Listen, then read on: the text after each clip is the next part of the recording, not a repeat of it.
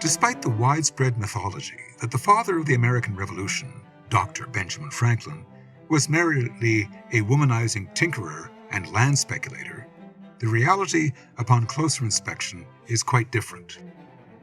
Having become recognized as one of the world's leading scientists during the 1750s for his discovery of the nature of electricity, Franklin became revered across Europe as the Prometheus of America.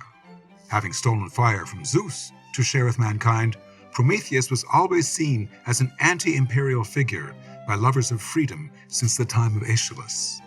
Franklin polarized the elite of European nobility and strove to infuse a spirit of creative seeking and self-improvement wherever he went by promoting industry, infrastructure, and science. His approach to indiscriminate acts of improvement was highly motivated by his early studies of a 1710 book by his mentor Cotton Mather called Essays to Do Good, which Franklin described as an influence on my conduct through life, for I have always set a greater value on the character of a doer of good than on any other kind of reputation. And, if I have been, as you may seem to think, a useful citizen, the public owes the advantage of it to that book.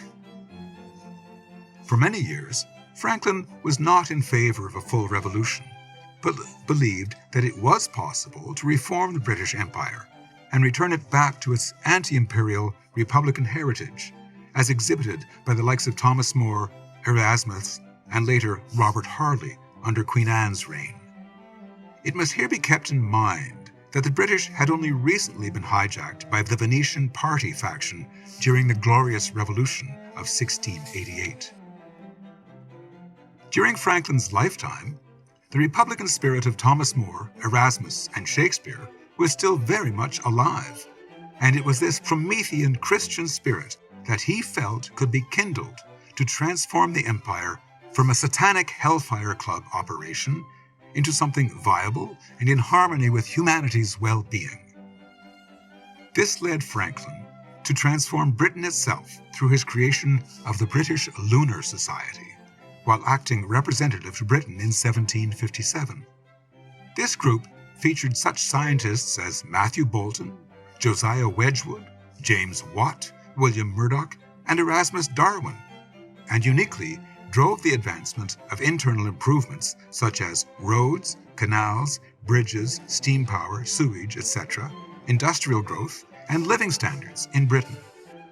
In the arts, Franklin's close friend and fellow Pennsylvanian, Benjamin West, was sent to Italy and to Britain, where the great Republican painter organized the creation of the Royal Academy of the Arts in the heart of the Empire in 1772, and remained its president until his death in 1800.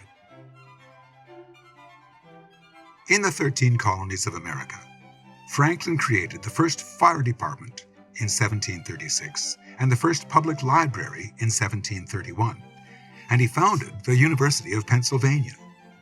As a leading printer and later Postmaster General, Franklin knew that the American population of the 1730s did not yet have the moral or cognitive fortitude to induce a revolutionary positive change for the world, and as such, he created the influential Poor Richard's Almanac, which wrapped moral lessons and insights into poetry, science, astronomy, and philosophy into every single issue.